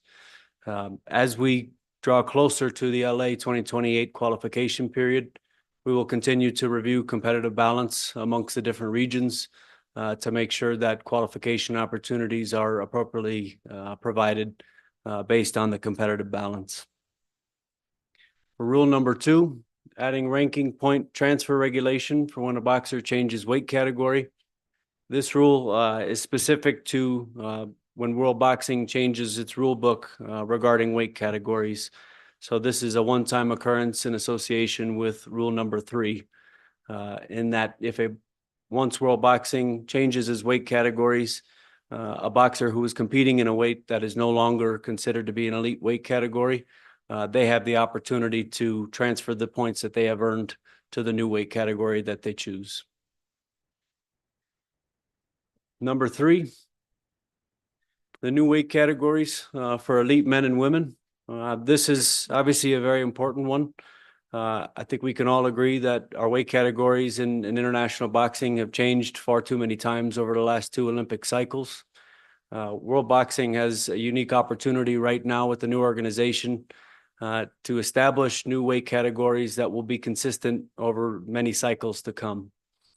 So with that, the Sport and Competition Committee discussed in length this new proposal with weight categories, and it was determined based on 3 factors. The first was determining the number of weight categories that should be contested for elite men and women.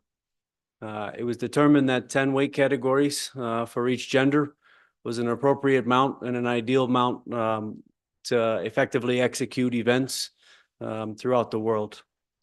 Another key component of having 10 men's and 10 women's weight categories was regarding gender equality, which obviously is a key component to the IOC as we're moving towards gender equality at the Olympic Games going forward.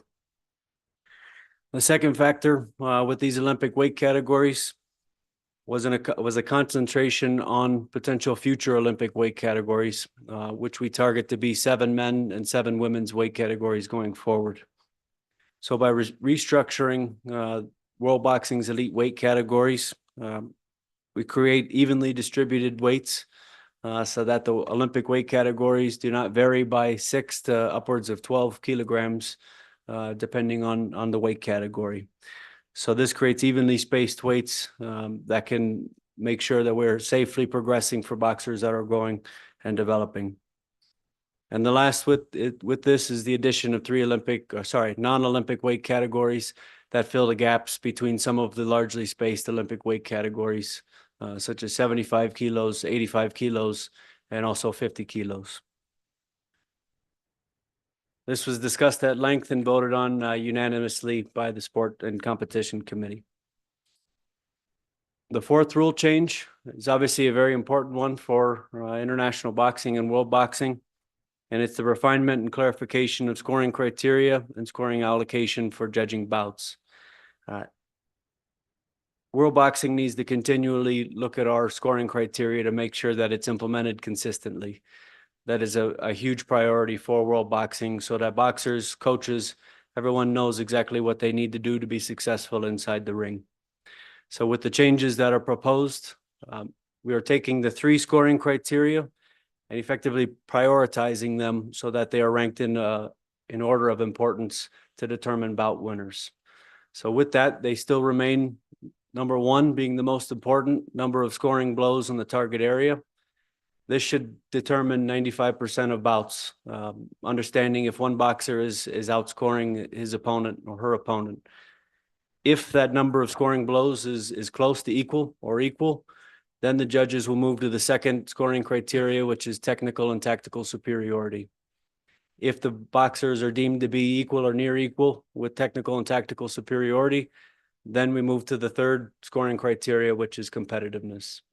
So the idea behind this prioritization is to ensure that bouts are judged consistently, no matter where we are in the world and no matter the stage. And finally, the last rule, number 5, the removal of the R&J observer role. This is more of a reclassification of the role. The certification for R&J observers and R&J evaluators has been the same historically.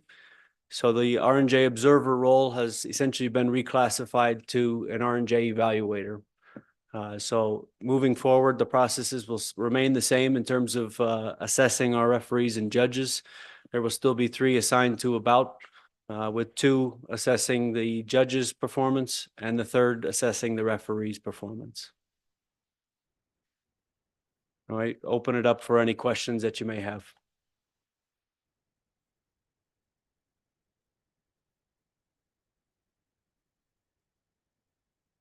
Thank you.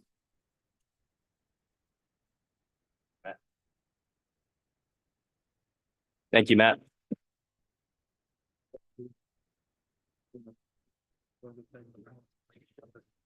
So now we will vote on each of these individual rule changes one by one. So for rule change number 1, do you approve to remove the limitation on the minimum number of boxers in the Oceania Continental Championships? Please open up your voting now.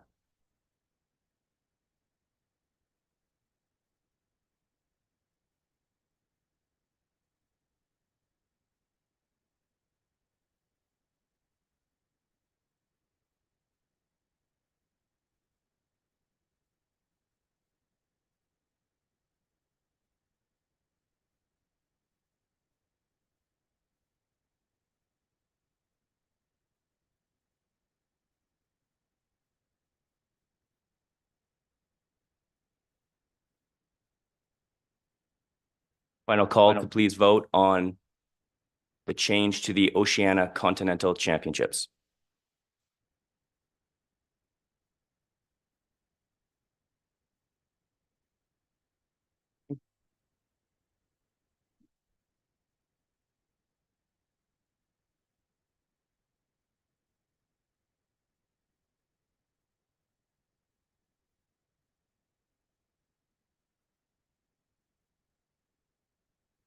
Close out the voting for motion number 1. And the motion passes with 67 in favor and only 6 abstaining. Thank you very much.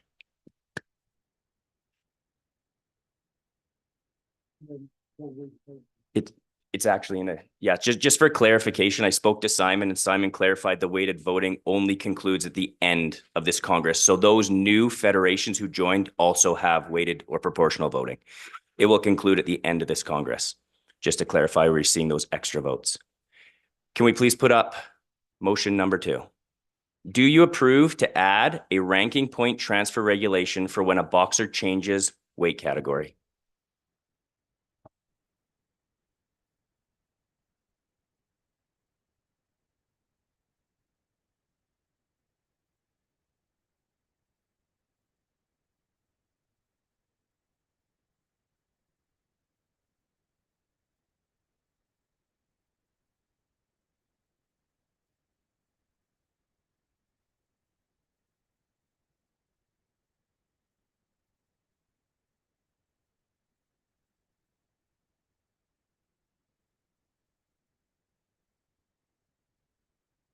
Can you please close out the voting for motion number 2?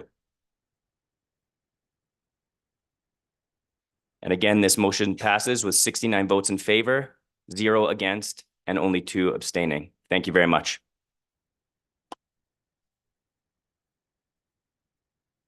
And the third proposed rule change, number 3, do you approve of the new weight categories for elite men and women?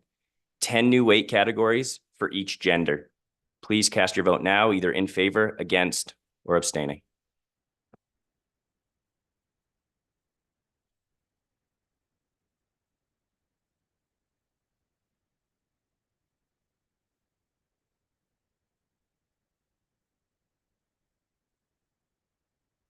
Thank you, Karen. Can you please close out the voting? And the new weight categories have been approved with 73 votes in favor, 0 against, and only 1 abstaining. Thank you very much. Competition rule change number 4. Do you approve refinement and clarification of the scoring criteria and scoring allocation for judging bouts? Please cast your votes now.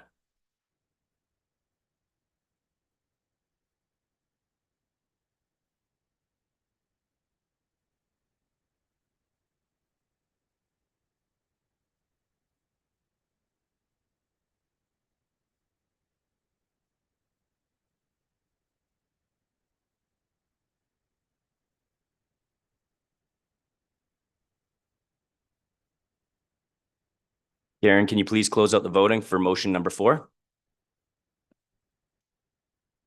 And this motion also passes with 71 votes in favor, 3 against, and 0 abstaining. Thank you.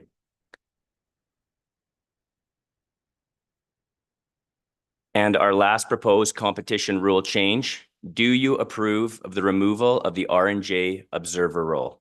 Please cast your vote either in favor, against, or abstaining.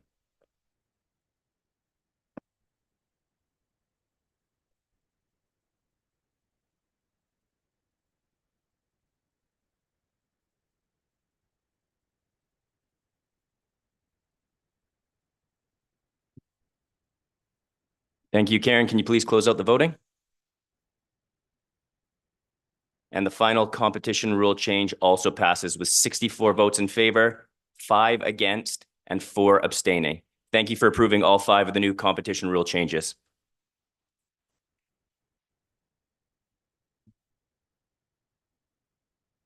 We now move on. Do you approve the new? Yeah, we now move on to a very exciting part of our agenda. So in addition to the 18 new national federations who became members of World Boxing earlier this afternoon, we are now prepared to vote on receiving 9 additional federations who submitted their application after the 90 days cutoff. I'd like to put the 9 new member countries up on the screen. I will read them each out loud, and then we'll vote on whether we're going to approve or abstain or object from these. So the new 9 national federations include Algeria, Andorra, Iraq, Kyrgyzstan, Thailand, Uzbekistan, Kazakhstan, Guatemala, and Laos.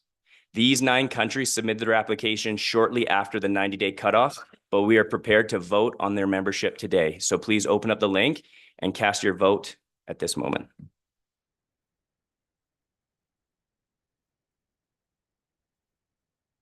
So we need to change the vote that's on the screen right now, please, Karen. This is, oh no, sorry, it is. Do you approve the new members starting 4th of November, 2024? Pardon me, please vote now.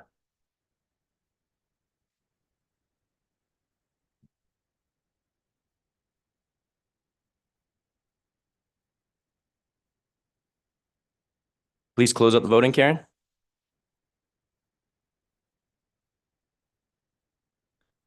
We had 100% of the national federations voting in favor of the new federations. Thank you. So with that vote of approval, I'm really pleased to announce that World Boxing now has 55 member countries.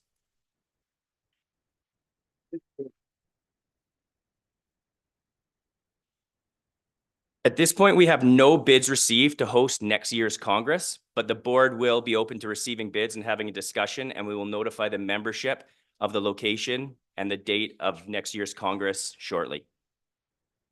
At this point, I'd like to open up the floor to the members for any other business that you would like to bring forward for discussion.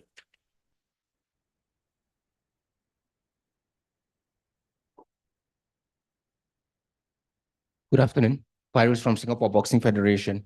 It's not really a question, but for clarity and for the board consideration, I would like to revisit point 12. We approved the financial report before the financial year is completed, and also before the accounts are fully audited. So it was a broad overview of the financial statements, the unaudited financial statements.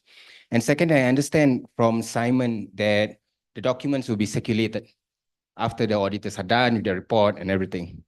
I think, however, in my opinion, moving forward, the board can consider for the financial report to be approved after the auditor's report for good financial governance. I think it's just for clarity and for the board to consider. Thank you. Thank you. And it's a very good point. And I want to be clear, we were voting on receipt of the financial report. We don't have financial audit statements. We will receive those and share them with the membership shortly. So we will do that moving forward. Absolutely. Thank you. Are there any other questions from the floor? Lars?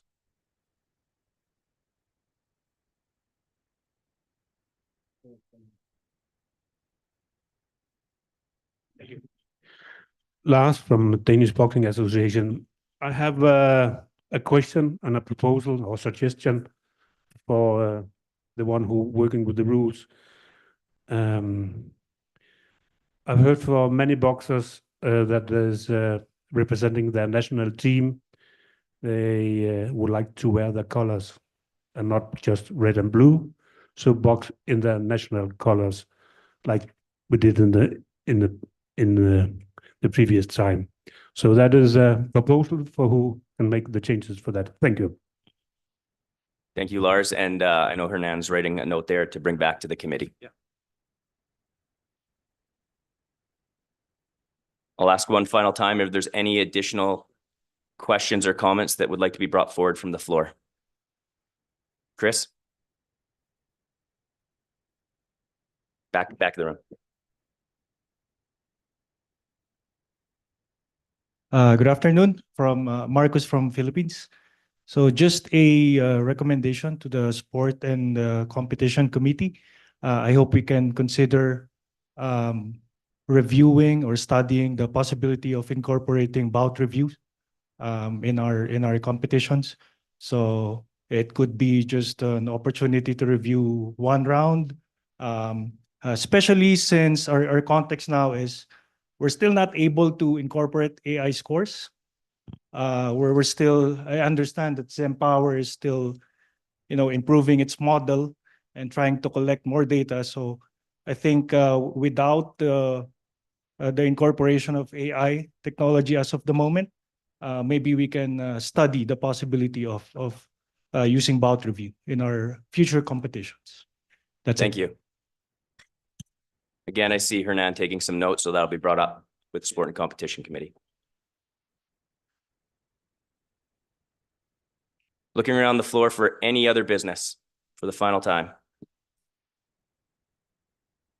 Seeing none, I'd like to conclude this year's Congress with 2 closing remarks. At this point, I'd like to invite the president of the Kazakh Olympic Committee and the new chair of World Boxing's Olympic Commission to come close out with some words. Mr. Gennady Golovkin.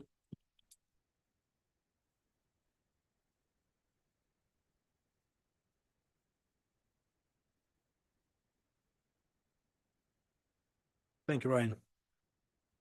Good afternoon, everyone. First of all, I want to say I'm honored to be here with you, ladies and gentlemen. This is my not first time, just very important time, not just for me, for everybody, for boxing. I had huge, big experience with boxing. Just people said, I said, just boxing eats my life. I stay all time with boxing. Mr. Boris has good speech. I want to give you just one small details. Same, 2 days ago, I come back from General Assembly from Portugal. And I'm still very busy. I speak with many, many people, many countries. And I want to give you one details, everybody, all countries support us. I think this is a huge job for us and good time for us. Thank you very much for visiting, for your voice, for your time. It's very important for us. Hopefully you have a good time for us, because I know today long day and we need this time. Thank you very much again.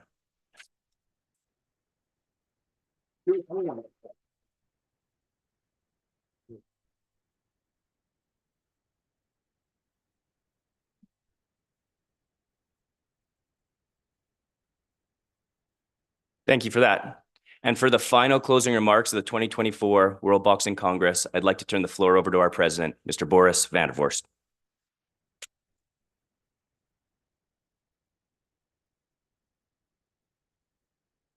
So we are coming to an end, and thank you for your attendance and participation here during this second Congress of World Boxing. Real teamwork, and in the spirit of we, as Tyson said in the beginning, this Congress is a significant milestone for us towards our ultimate goal of receiving IOC recognition. Special thanks, of course, for USA Boxing for hosting this event. And also, we have also to acknowledge the great support of the USOPC. We are here at the heart of the US Olympic movement, Colorado Springs. And I think it's good to also to mention their ongoing support for world boxing from the beginning. So maybe also applause for USOPC.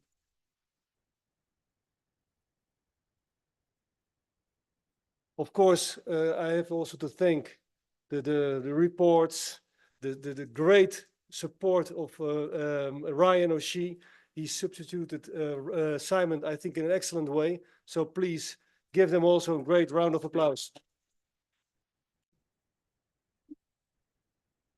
And of course, I invite you all to celebrate our continued success during the gala dinner tonight, or the dinner. Mike, here in the hotel? Okay, great. Here in the hotel. And we would also like to invite you to make a group photo in front of the hotel, directly here after the meeting. And yeah, we're coming now to an end. And I think it's important to thank you for participating also here in the room, but also online, and the contribution at this year's World Boxing Congress. Now we are with 55 members. So let's continue working to achieve our common goals together and to assure that boxing stays at the Olympics. Thank you very much, I will leave it.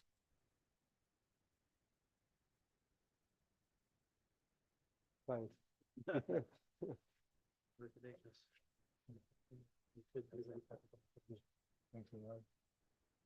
Thank you. And with that, we come to the end of the 2024 World Boxing Annual Congress. Thank you all so much for attending today.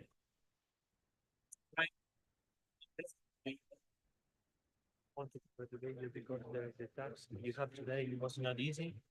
So my congratulations.